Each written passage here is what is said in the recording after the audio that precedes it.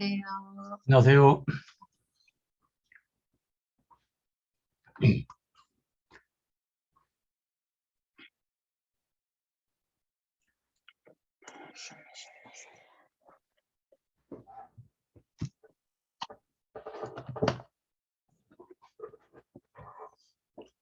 안녕하세요. 안녕하세요. 안녕하십니까. 네.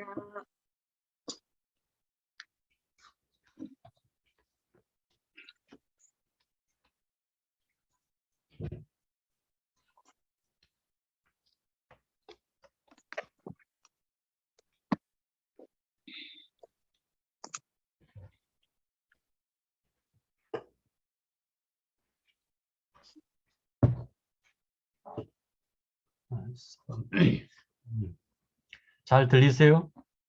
네, 잘 들립니다. 이 권사님 얘기해 보시려 잘 안 들리는 것 같았어요. 이 잘 권사님 들리는데요. 잘 들려요? 네. 예. 성경 몇 쪽인가요? 243쪽. 243.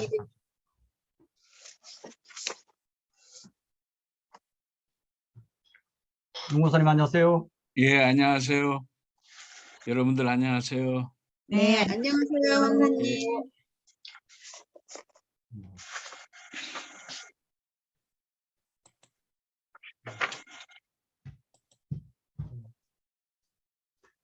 송 권사님, 강 권사님 다녀오셨대요? 아, 예. 너무 은혜스럽게 잘 갔다 왔다고 목사님한테 연락드려야 되겠다고 그랬는데 아직 연락 안 갔어요, 목사님? 오늘 들어오실지 모르겠네요. 아마 들어올걸요? 너무 이 은혜스러워 우리 권정주 권사님이 꿈속에도 뵈었고 하나님께서 우리를 축복해 주셔가지고 너무너무 날씨도 좋았다고 눈 온다는 데는 우리 피해서 잘 다니고 오셨다고 예. 너무 은혜가 됐다고 그러더라고요. 그래, 가족 여행이 필요한 것 같아요. 가끔은. 예.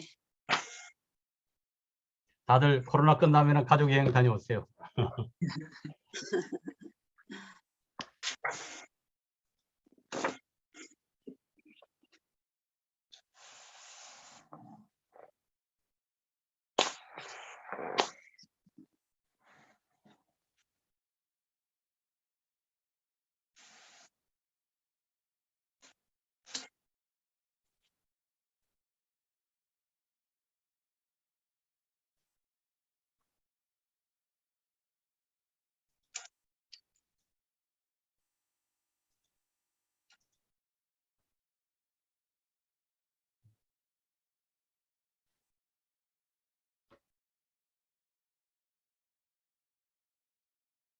강 권사님 안녕하세요. 예, 안녕하세요. 잘 다녀오셨다고요? 네, 두 분 덕분에, 기도 덕분에 잘 다녀왔어요. 너무 기쁘고 즐거운 날이었습니다. 감사합니다. 피곤하실 텐데요. 반갑습니다. 안녕하세요. 조금 피곤해요. 조금. 기분 좋게 피곤한 건 괜찮으세요? 예, 예, 예. 우리 박인숙 권사님이 들어오시면 되는데.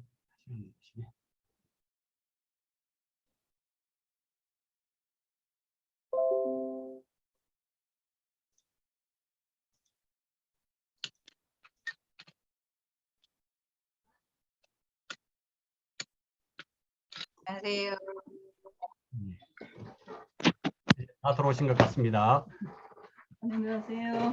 반갑습니다. 잘 다녀오셨어요, 권사님. 기도하고 시작하겠습니다.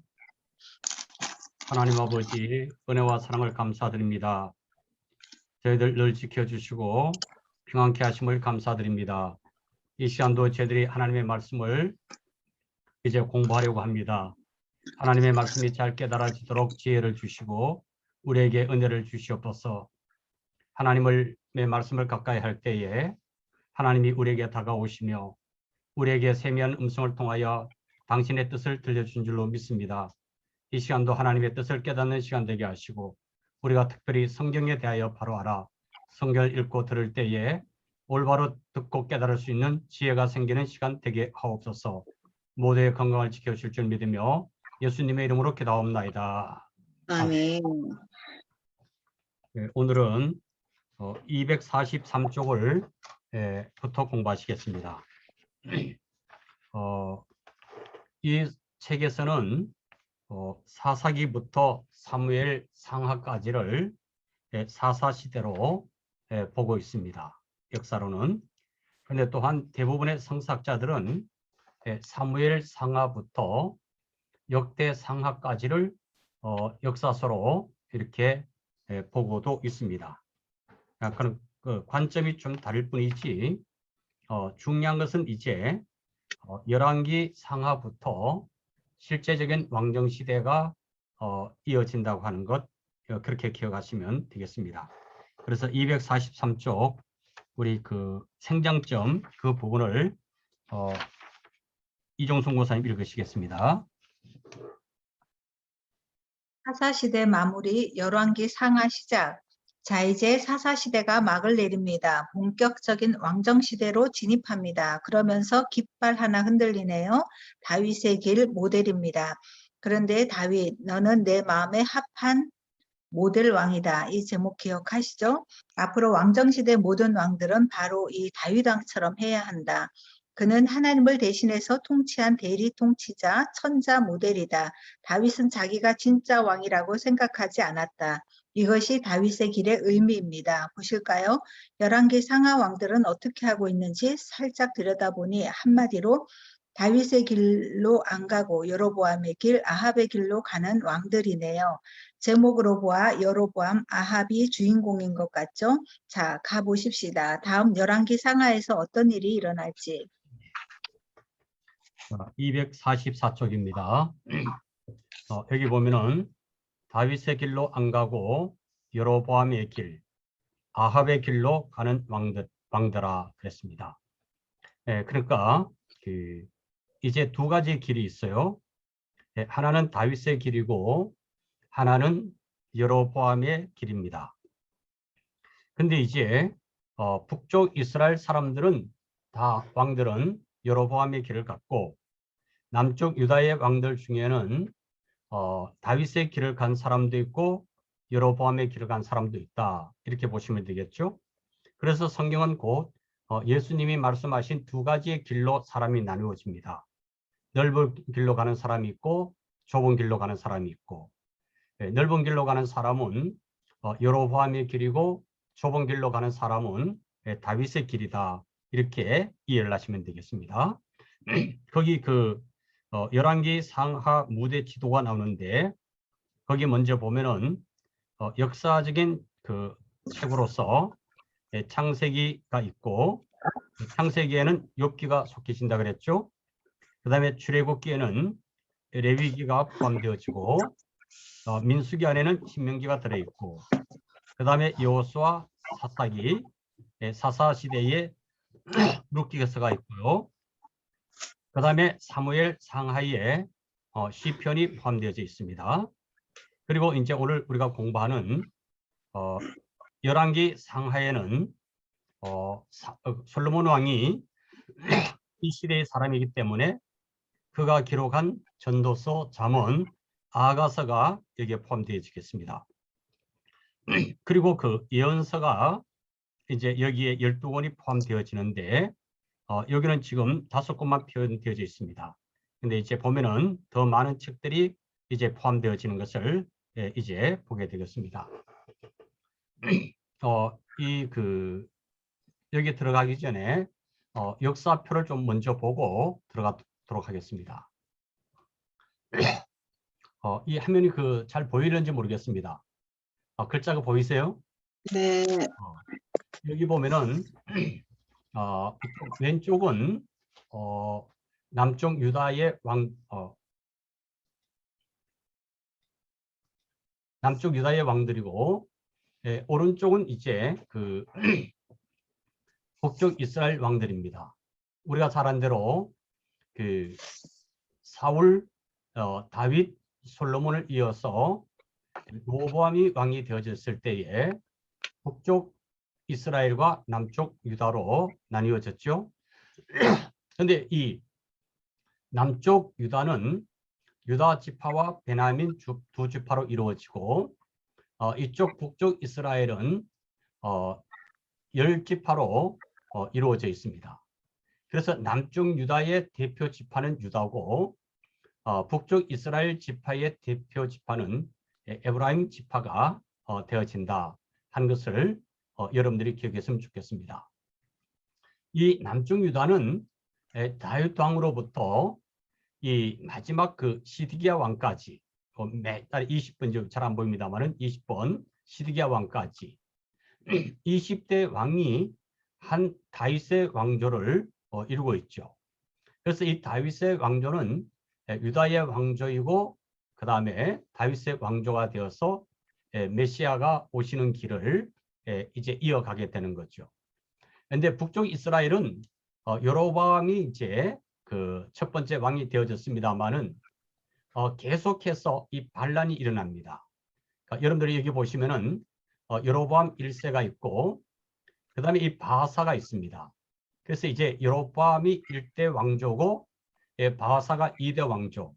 그러니까 왕의 가문이 바뀌어진 시대라고 보시면 되겠죠. 그 다음에 이제 시므리 왕조가 있고, 그 다음에 이제 네 번째가 오므리 왕조입니다. 이 오므리 왕조 하면은 대표적인 왕이 여기 나오는 아합 왕입니다. 여기 아합 왕이 있죠. 그렇게 보시면 되겠습니다. 그 다음에 이제 그 오므리부터 시작해서 예후 왕조가 나옵니다.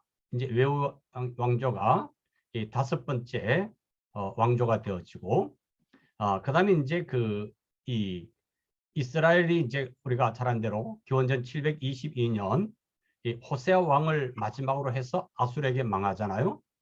그 아수르에게 망하기까지 이 살룸 무나헴, 이 베가, 호세아 이 왕조는 아주 짧은 동안에 이 반란이 계속 일어났다, 이렇게 기억하시면 되겠습니다. 그래서 이 책에 보면은 이 오므리 가 이제 4대 왕조, 예후가 5대 왕조 이렇게 이야기를 합니다. 그 다음에 이제 여기서 우리가 하나 관심 있게 봐야 할 것은, 이제 오므리 왕의 아들 아합이 이 북쪽 이스라엘에서는 엄청난 부분을 차지하고 있어요. 그래서 열왕기 상하서를 읽어보면은 열왕기 안에서 이 아합의 왕에 대한 이야기가 3분의 2 정도를 차지할 정도로 중요하죠. 그래서 이 아합하면 우리가 동시에 생각해야 할 사람이 예언자 엘리야를 생각하게 되어집니다. 그런데 이 아합이 왜 이제 문제 인물이 되는가 하면은, 바로 이세벨 이제 왕후가 이제 결혼을 하게 됐죠. 그래서 이세벨이 그 시집을 오면서 바알과 아세라 상을 가져오게 됐고, 이 이세벨이 데리고 온 그 바알과 아세라 선지자 850명이 있습니다. 그래서 하나님을 완전히 버리게 되어지고 이제 우상 숭배가 시작되어졌던 대표적인 왕이 아합 왕이에요.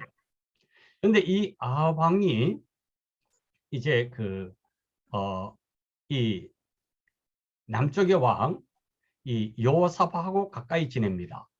이 여호사밧하고, 그래서 이 아람이 침략했을 때에 여기 여호사밧 왕하고 이 아합 왕이 연합군을 이뤄서 물리치기도 하죠. 그래서 결국은 여호사밧 왕하고 이 아합 왕이 사돈을 맺게 됩니다. 그래서 여호사밧의 아들 여호람이 아합 왕의 딸 이 아달랴와 결혼을 하게 되죠. 그래서 이때부터 남쪽도 이 바알과 아사라상을 섬기는 그런 이제 어두운 역사가 시작되어집니다. 근데 이제 이 아달랴라고 하는 여자가 참 문제예요. 여기 보면 이제 아하시아가 그러니까 이 아달랴의 아들이 아하시아가 왕이 되어졌을 때에 죽습니다. 그러자가 이 아달랴가 왕이 되는 거예요. 그러니까 이 아합 왕의 딸이고 이세벨의 딸, 가장 어떻게 보면은 그 바알과 아사레상의 영향력을 끼칠 수 있는 여자가 유다의 왕이 된 겁니다. 그래서 이 아달랴는 유다의 왕이 되어져 가지고 그 유다의 왕족이 이제 계승되지 못하도록 다 죽이게 되죠. 자기의 손자들을 다 죽이는 겁니다.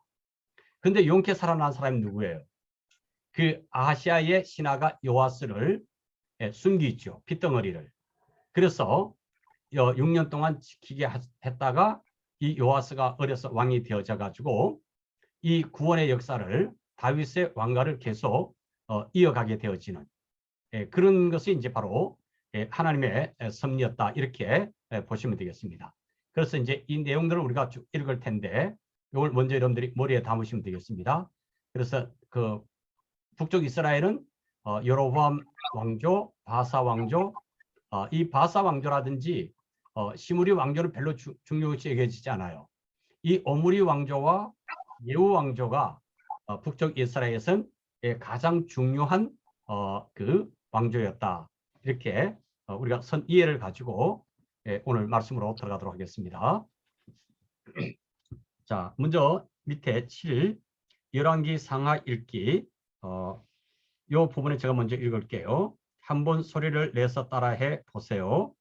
열왕기 상하는 중요하다. 왜? 15권의 종속 목록을 거느리고 있으니까. 그 15권의 종속 목록은 전도서, 그 다음에 잠언, 아가서와 12권의 예언서가 이 시대에 포함되어지기 때문에, 그러니까 열왕기 상하에 가장 성경이 많이 포함되어 있다, 이렇게 보시면 되겠습니다. 그런데 쉽다. 왜? 사가의 관점만 알면 되니까. 열왕기 상하를 기록한 역사가의 이 사관을 우리가 이해하면 된다고 하는 것이죠. 이제 뒤에 보면 나옵니다만은, 자, 우리가 읽어보겠습니다. 우리 김남성 권사님, 그 245쪽을 읽으시겠습니다.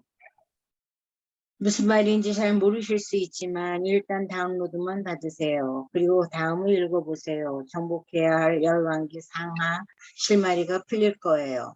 성경을 목록 순서대로 읽을 것이 아니라 먼저 시간이 흐르는 순서대로 읽다가 중간중간에 그 시대 속의 산물인 문학이나 예언들을 연결해서 읽자고 약속하고 여기까지 왔는데 드디어 열왕기 상하에 왔잖아요.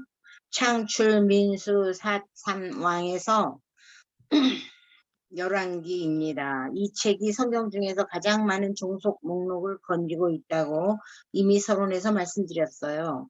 고구마 줄기처럼 쭉 잡아 빼면 시가서 3권, 잠언서, 전도서, 아가서, 예언서 12권이 주렁주렁 딸려 올라온다고요. 그런 의미에서 다른 어떤 책들보다 엄청 중요한 거 맞죠? 계속 읽으세요, 선생님. 그런데 쉬워요. 이것을 기록한 사가의 관점만 알면. 그럼 사가의 관점이 뭘까요? 정답. 이스라엘이 왜 망했는지에 초점을 맞추겠다. 초점? 바알과 아세라의 길로 갔다. 앞으로 이 렌즈를 껴보시라는 겁니다. 관전 포인트요. 네, 가만히 그래서 이제 이 열왕기 상하를 기록한 역사가가 말을 하려고 하는 것은 왜 이스라엘이 북쪽 이스라엘과 남쪽 유다가 망했느냐.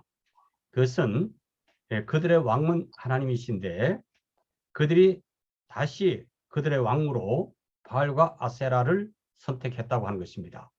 이것이 그들이 망하게 된 이유라고 하는 것을 역사의 관점을 갖고 기록하고 있다고 하는 것이죠. 자, 계속 읽으시겠습니다. 제가 읽어요? 예, 계속 읽으셔요. 가만히 그 역사를 들여다보니 솔로몬, 여로보암, 아합 이야기. 그러다 망했다. 싱겁죠? 열왕기 상만 하더라도 총 22장인데 이 세 사람에게 할애된 것이 무려 20장 분량입니다. 그러니 간단하다는 거죠. 나머지 2장은 북이스라엘, 남유다를 오가며 아주 간단하게 그 사이사이 왕들을 몇 절씩 요약한 정도거든요. 열왕기상 22장에서 아합 왕이 죽었나 보다 했더니 글쎄 열왕기하에 들어가서도 계속 아합 왕 타령인 거예요. 뭔가 아합 왕과 관련된 얘기가 끝나지 않아서 그래요. 열왕기하가 총 25장으로 되어 있는데 13장이면 반을 지난 것이고 열왕기 상하를 통틀어 볼 때는 75%의 분량을 넘어설 때인데도 여전히 아합이 등장하고 있으니 그럼 나머지 왕들은 어떻게 처리하는지를 보니 남북을 오가며 간단히 5절, 6절, 10절 어떤 때는 좀 더 많이 이런 식으로 처리해버리는 듯한 그러다가 북이스라엘은 열왕기하 17장에서 망해버렸다고 하네요. 아수르가 쳐들어와서 망한 거죠. 이렇게 북이스라엘이 멸망하면 당연히 남유다 역사만 남겠죠. 남유다는 히스기야 왕 때부터 서서히 멸망의 조짐이 보이기 시작합니다. 승승장구하던 아수르를 순식간에 정복하고 애굽 제국을 겨냥해서 쭉쭉빵빵 행진을 해오던 바벨론이 등장하면서 말입니다. 고레 싸움에 새우등이 터지는 중입니다. 요시야 왕을 거쳐서 여호와긴, 시드기야 왕 때 바벨론에 망하거든요. 이 고래들 싸움, 세계대전 때 각 나라의 박수, 무당, 술객들이 나타나서 애굽이 이긴다, 아니다, 바벨론이 승자라고 하면서 결국 누가 왕이냐를 점칠 때 바로 이때 이 북새통에 여호와 하나님과 소통하고 있던 성경의 선지자들도 우르르 등장하게 된 거라 이 말입니다. 그들이 하는 말 간단합니다. 예언서 내용 간단합니다. 그 어렵게 느껴졌던 예언서 간단합니다. 아시죠? 망한다. 이유가 뭐냐? 왜 망했냐? 여호와 하나님의 나라, 하나님의 나라가 바알과 아세라 세상 나라 종교를 받아들여 국교화했기 때문이다. 이것이 사가의 관점이라는 거죠. 열왕기 상하 참 쉽죠? 사가의 관점만 알면 말입니다. 네, 고맙습니다. 권사님 너무 재미있게 읽어주셔가지고 권사님 아마 애들인데 재밌었어요. 잘하실 것 같아요.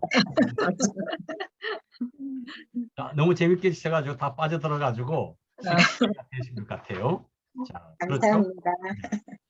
이 역사가가 말하려고 하는 것은 결국은 바알과 아세라 상을 섬김으로 망한다고 하는 역사를 보여주고 있습니다.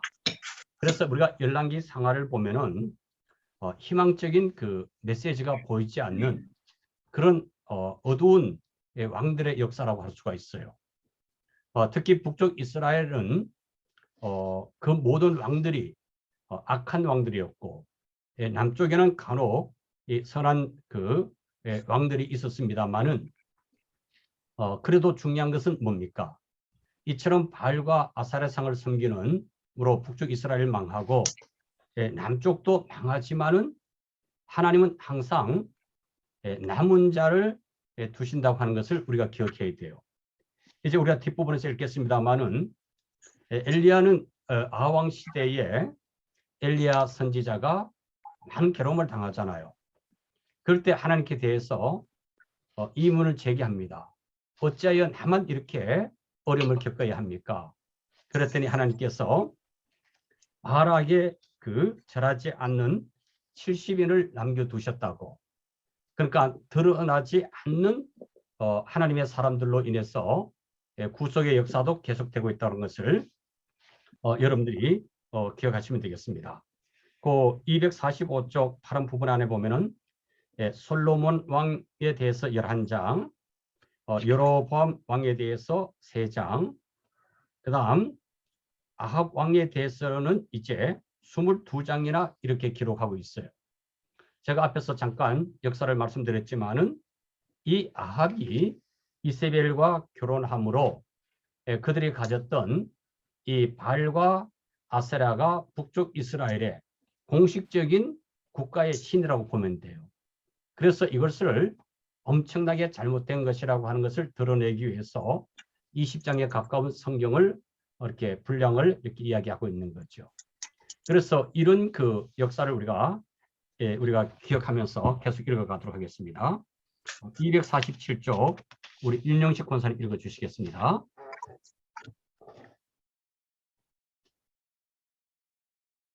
이미 왕사가 있었는데 왜 또 비밀 하나를 말씀드릴게요. 열왕기 상하를 기록한 사가가 그 책을 쓸 당시 이미 왕사를 기록한 사기가 있었다는 거예요.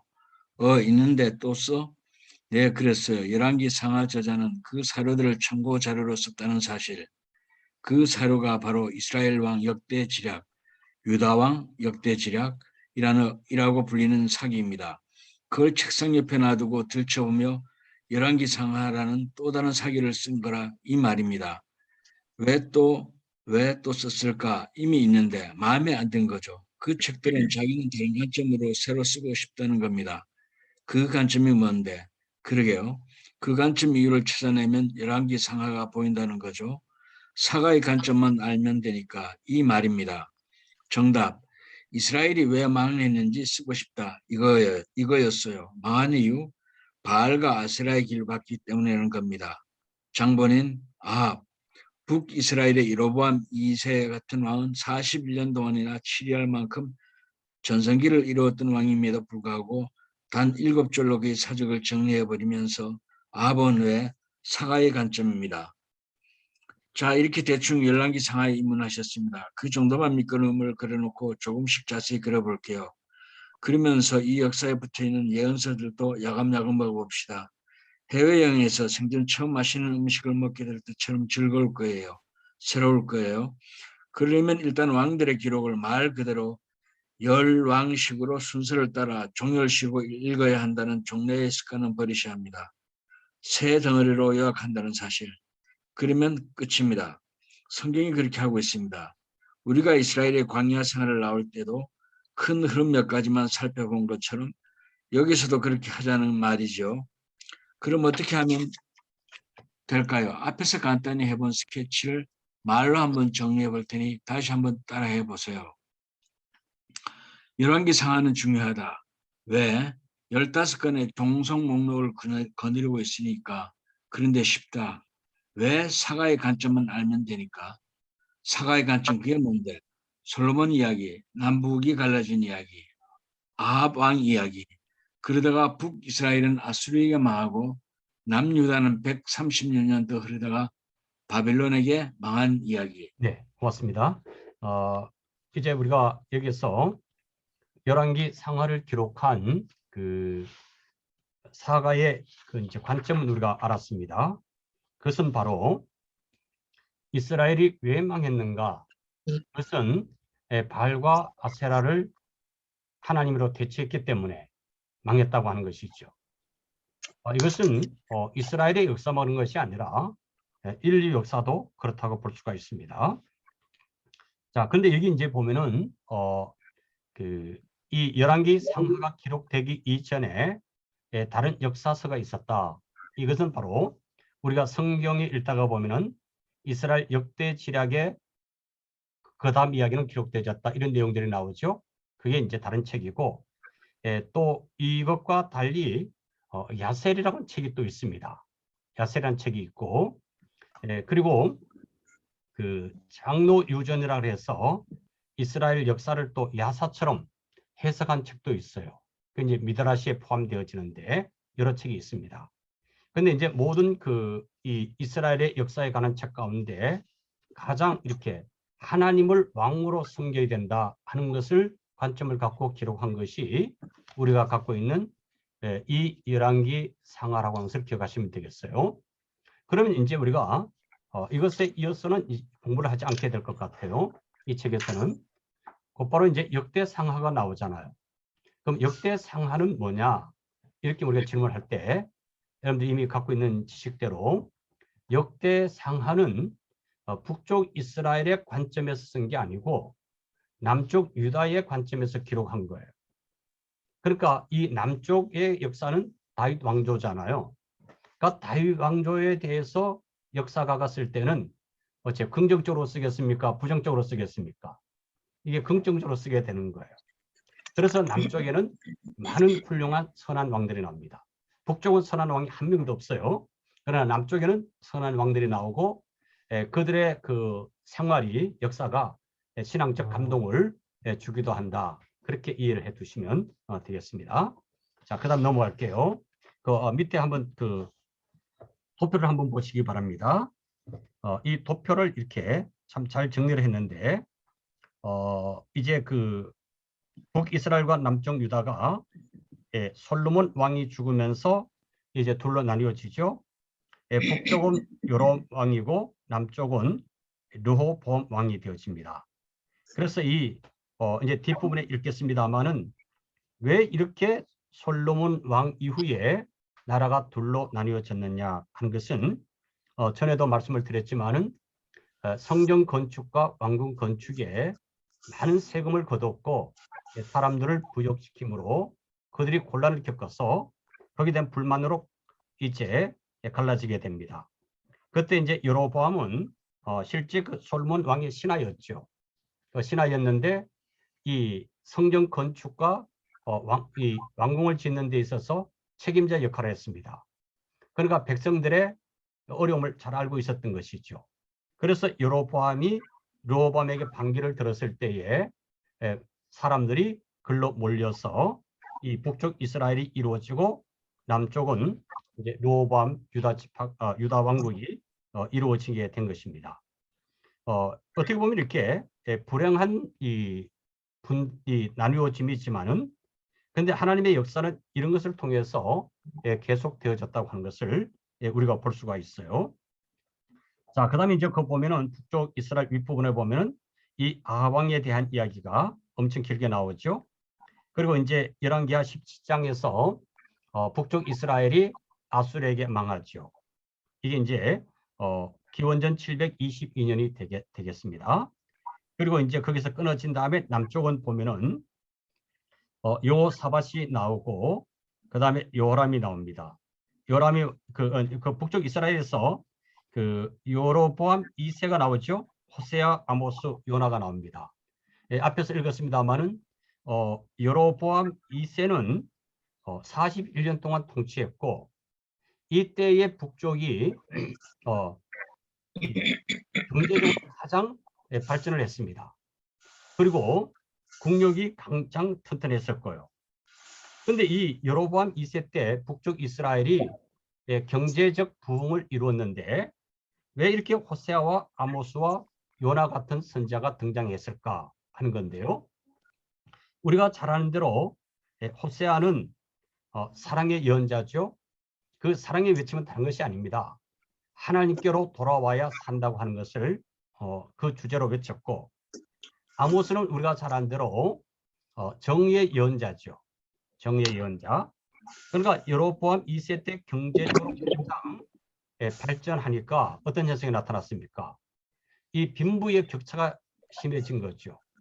가진 자들이 없는 자의 것을 탈취해서 부자가 되어지는 그때 나타났던 선지자가 바로 정의의 선지자 아모스였다. 그래서 경제적으로는 가장 부유한 때였지만은 영적으로 보면 가장 어두운 때가 언제인가 하면은 바로 이 여로보암 2세 때입니다. 그래서 하나님은 인애와 공의를 원하는데 이 시대의 사람들은 인애와 공의를 저버린 시대였기 때문에 선지자 아모스가 나타났다 보시면 되겠어요. 그리고 하나님은 이제 여로보암 2세 때 북쪽 이스라엘이 경제적으로 강하니까 외세에게도 큰 영향을 미쳤어요. 그래서 조공을 받기도 했는데 그때 요나 선지자를 이제 아수르를 보내게 되잖아요. 그래서 니느웨 회개를 외칩니다. 이렇게 요나를 보낼 수 있을 것만큼 이 경제력이 강한 나라였다 이렇게 보시면 되죠. 그래서 이때 하나님은 북쪽 이스라엘의 희망을 건 것보다는 오히려 이렇게 니느웨처럼 이방의 구원에다가 희망을 걸었는데 북쪽 이스라엘은 남쪽 이스라엘이 해야 할 역할은 바로 요나와 같은 역할이었다고 하는 것입니다. 그들이 하나님의 부름을 받아서 이방의 하나님의 뜻을 전하는 것이 그들의 사명이었는데 그걸 잃어버렸던 것을 요나를 통해서 깨우쳐주는 내용이 되겠습니다. 그 다음에 이제 아래쪽에 내려오면은 요사밧, 요람이 나오고 그때 이제 오바다, 요엘 선지자가 나타납니다. 그러니까 남쪽에서나 북쪽에서나 이 엘리야와 엘리사는 선지자였지만은 기록을 남기지 않았어요. 그래서 이분들은 문헌 그 예언자가 아니고 문헌 예언자로서는 오바다와 요엘이 가장 먼저 기록했다 이렇게 보시면 되겠습니다. 그래서 오바다에 대한 것, 이제 요엘에 대한 것 뒤에 나온지 모르겠습니다만은 그때가 뒤에 좀 말씀을 드릴게요. 그래서 북쪽 이스라엘이 망하고 남쪽 유다는 계속 그 이어지죠. 그 히스기야 왕부터 그 다음에 시드기야 왕까지 여기서 이제 꼬리 부분인데 이때 그 아주 한 왕조이지만은 왕들이 짧게 통치를 하는 그런 역사가 일어납니다. 그래서 히스기야 왕 때는 이 선지자 이사야와 미가가 있었고, 그 다음에 이제 그 여호아스와부터 시드기야는 유다의 이제 말년이 되죠. 그때 나훔, 스바냐, 예레미야, 하박국, 에가, 예레미야, 에가입니다. 그 다음에 이제 그래서 기원전 586년에 이제 망해가지고 포로 잡혀갔고 포로 시대의 예언자와 다니엘과 에스겔이 등장하게 되어집니다.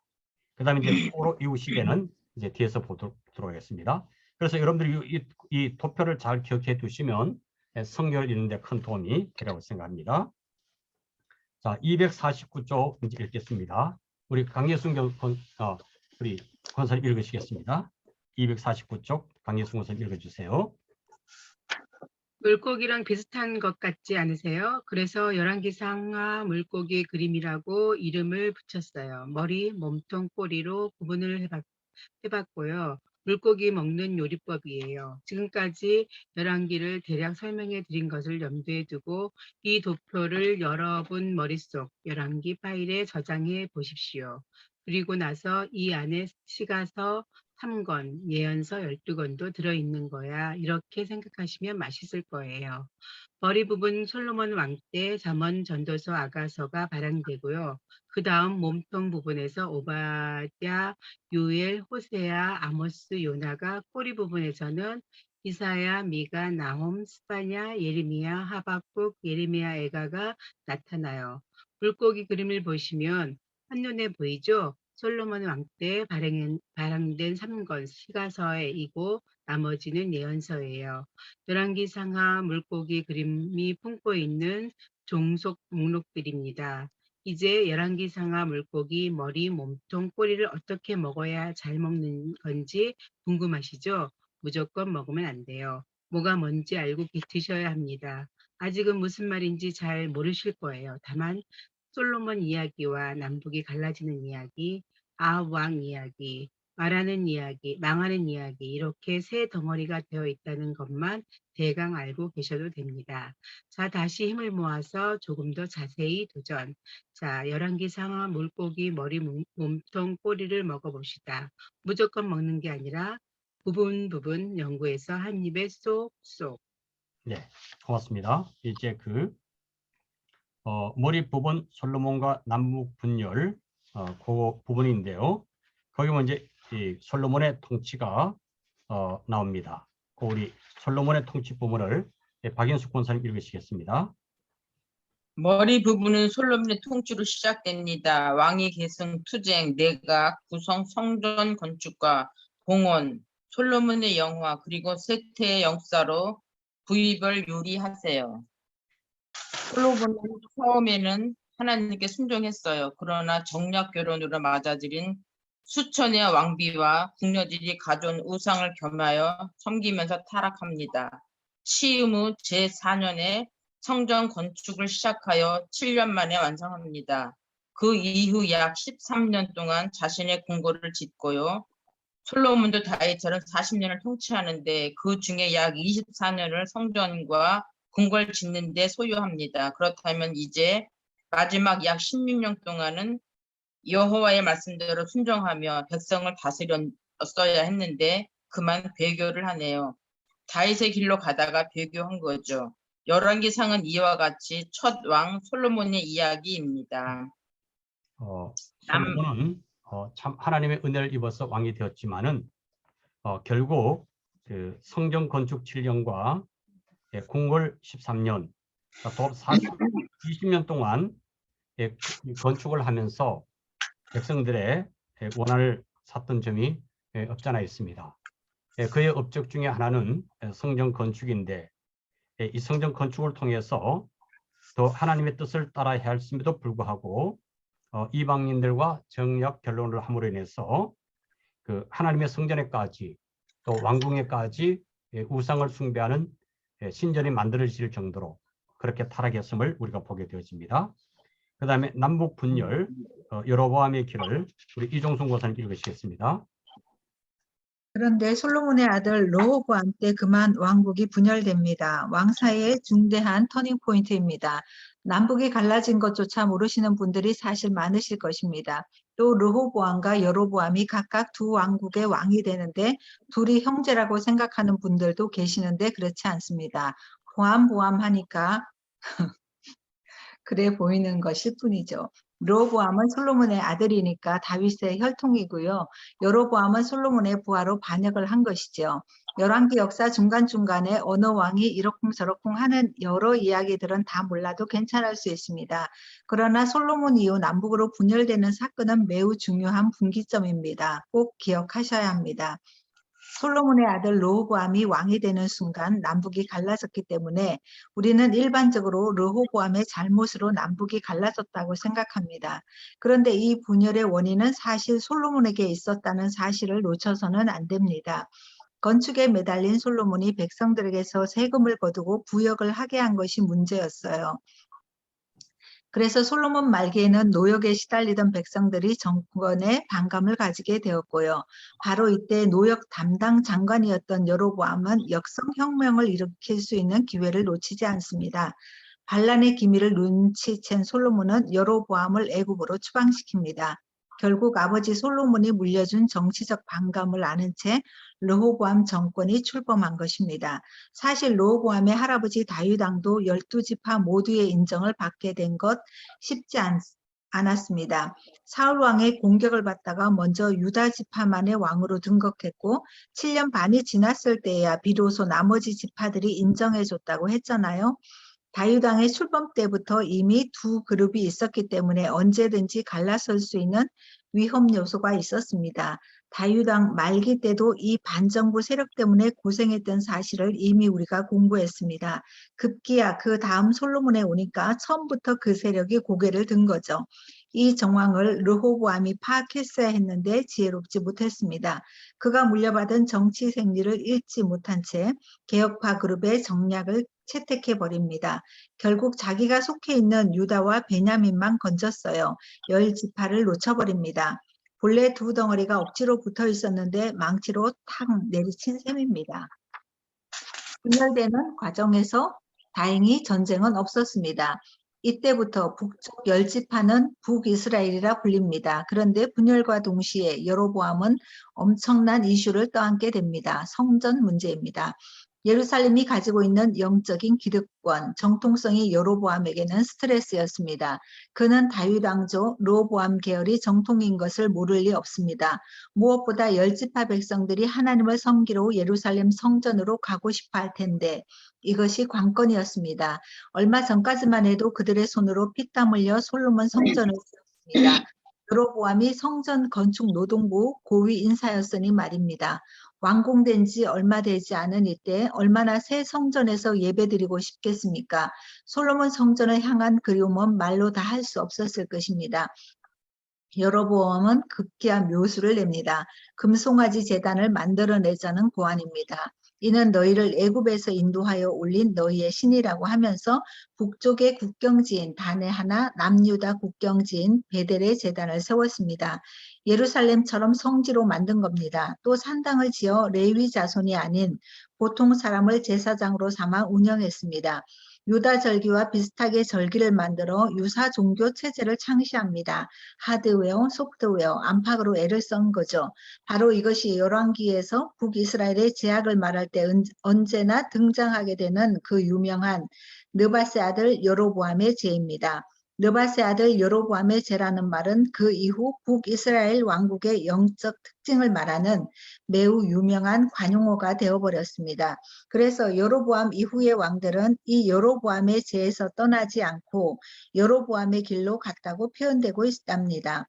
다윗처럼 모델이 됐습니다. 나다, 바사, 엘라, 시므리, 오므리 이어지는 북이스라엘 왕들의 모델이 되어버렸습니다. 나쁜 모델, 여로보암의 길로 가는 왕들입니다. 네, 고맙습니다. 여로보암의 길은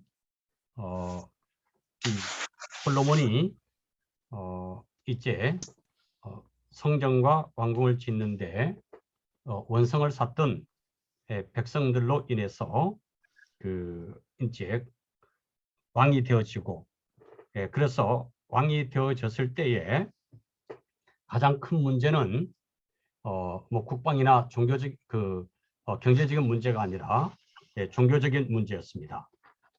그래서 북쪽 이스라엘 사람들이 솔로몬 성전에 가서 예배 드리기를 원하는데, 거기 갔다가 그들의 마음이 자신에게서 돌아서서 르호보암으로 향할까봐 그걸 두려워했던 것이죠. 그래서 그가 만들어낸 것이 금송아지 제단입니다. 그래서 우리가 금송아지 하면은 이스라엘에게 있어서 가장 아픈 역사 중에 하나잖아요. 바로 모세가 시내산에 올라가서 십계명을 받는 동안에 그가 내려오는 것이 길어지자 백성들의 원성을 샀던 아론이 백성들에게 금부치를 구해가지고 금송아지를 만든 겁니다. 그래서 이 금송아지 역사로 인해서 그들이 아픔을 겪었음에도 불구하고 이 이스라엘 백성들을 마음을 돌이키는데 최고의 방법이 금송아지라고 여로보암은 생각했던 거예요. 그래서 이걸 하나 만든 게 아니라 둘을 만들었습니다. 그래서 하나는 베델에, 베델은 이제 세겜 땅에 있는 거죠. 그리고 하나는 단, 단은 북쪽 이스라엘 가장 북쪽인데, 근데 참 이 여로보암이 지혜로웠다는 생각이 들어요. 어떤 생각이 드는가 하면은 이 베델은 그야말로 이 광야죠. 돌무더기만 있는 곳이에요. 전혀 생산이 되지 않는 곳입니다. 그러니까 지금도 베델은 돌무더기만 있고 사람이 살지 않는 지역이에요. 그에 비해서 단은 어떤 곳인가 하면은 북쪽 이스라엘에서 가장 물이 풍부한 곳입니다. 우리가 이 이스라엘에는 물이 없는 곳을 생각하는데, 이 단에는 사시찰철 폭포수가 쏟아지는, 우리 성지순례 때 가보셨습니다마는 기름진 곳이에요. 그래서 이 베델과 같은 것은 예루살렘 성전과 같은 모습입니다.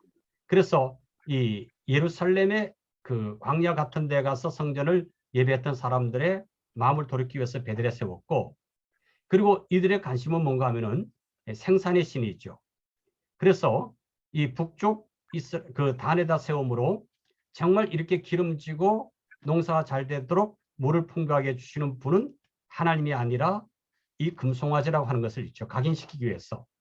그래서 백성들의 마음을 가장 훔치기 좋은 방법을 고안했던 사람이 바로 이 여로보암이에요.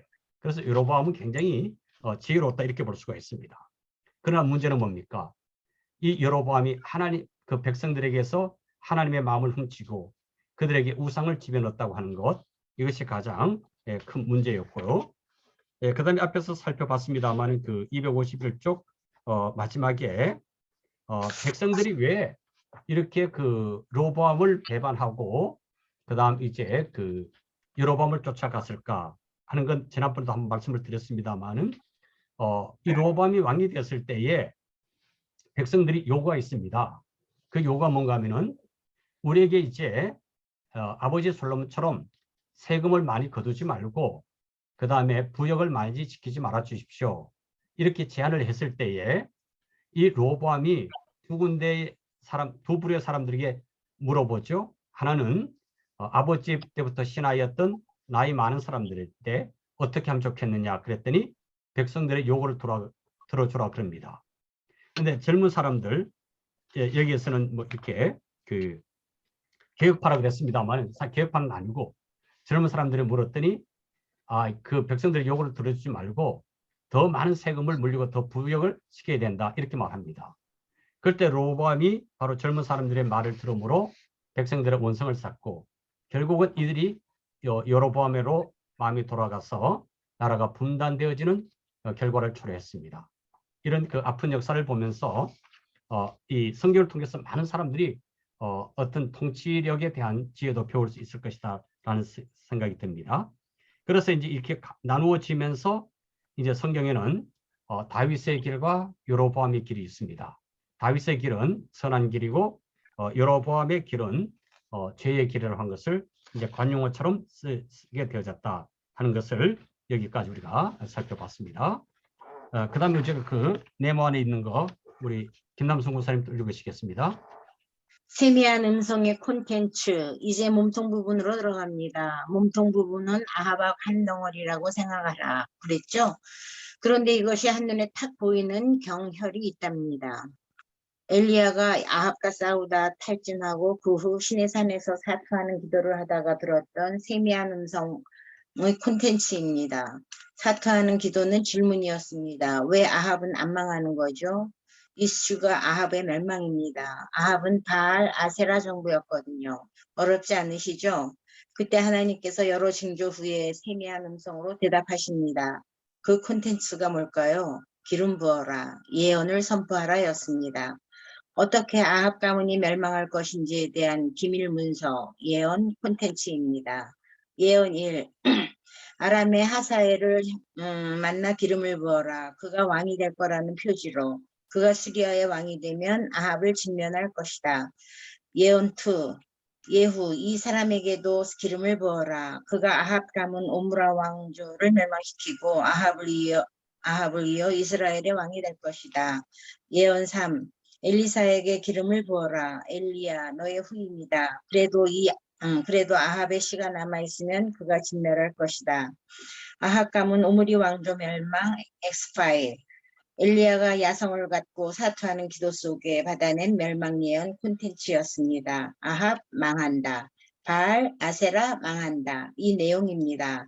하나님의 나라 싸우는 전사 엘리야가 받은 예언대로 역사가 이루어졌는지 그걸 우리에게 확인하라는 겁니다.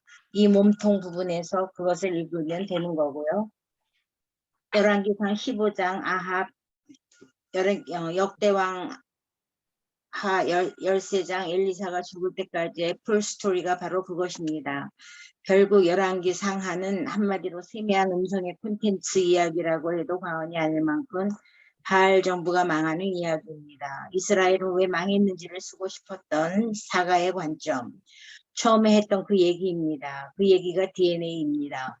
이제 다음 몽통북은 범위가 많지만 이 예언대로 실제 역사가 이루어졌는지만 확인하면서 읽으면 된답니다.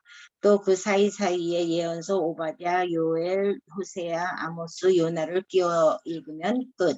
네, 고맙습니다. 그 앞부분에서 이 내용을 한마디로 표현하면은 하나님이 어떻게 왕조를 멸망시키고 심판하느냐는 내용이 있죠. 그런데 그 아합왕의 왕조를 하나님께서 심판하기 위해서 엘리야 선지자에게 세 가지의 사명을 줍니다.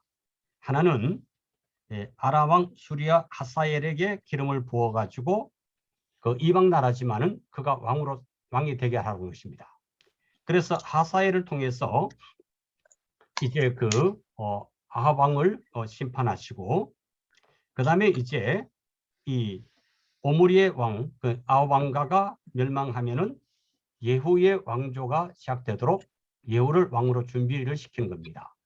그리고 이때 이제 아합 왕이 죽으면은 그 이후에 엘리사를 이어서 사역을 감당할 선지자로 엘리사를 준비하게 하는 거죠.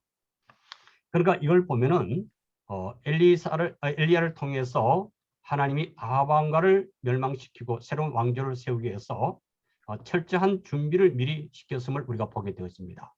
그래서 이렇게 엘리사를 통해서 준비를 시켰는데 이 준비대로 다 이루어졌는가 하는 질문이 바로 이 두 번째 몸통 부분 아합 왕 이야기가 그 부분이 되겠습니다.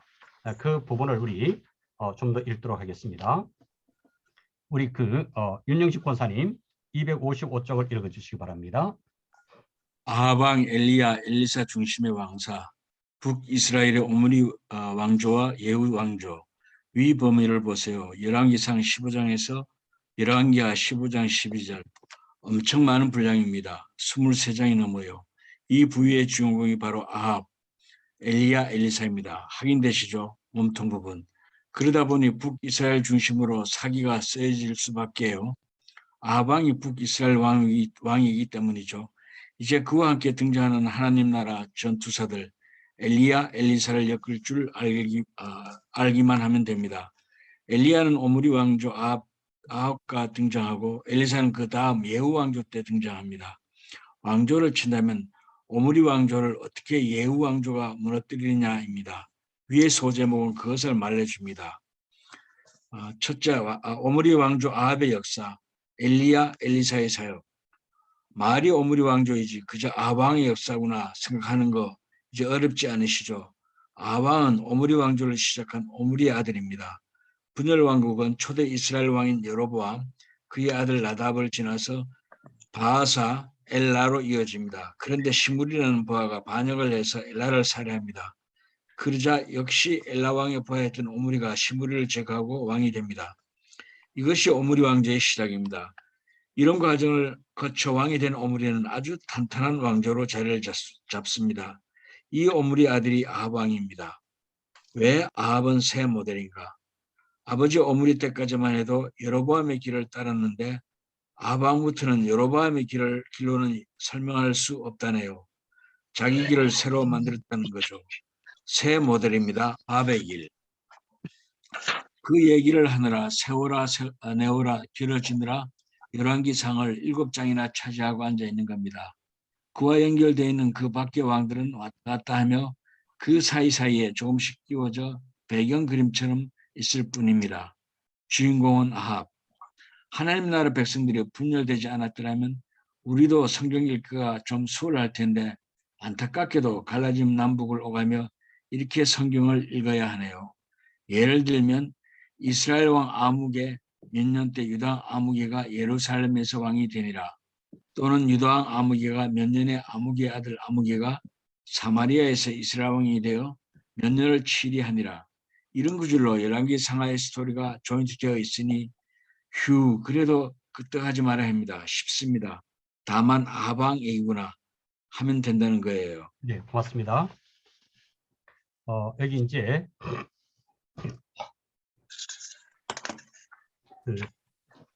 오므리 왕조의 그 역사는 실제로는 아왕의 왕조라고 이렇게 말할 수 있다 하는 것을 여기서 말했습니다.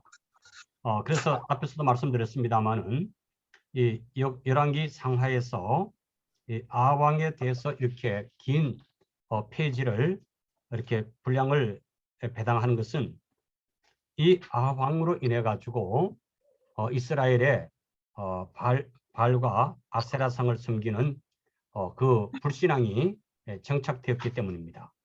그래서 이 열왕기 사가는 왜 북쪽 이스라엘이 망하냐? 바알과 아세라상을 섬겼기 때문이다. 그럼 우리의 살 길은 뭐냐?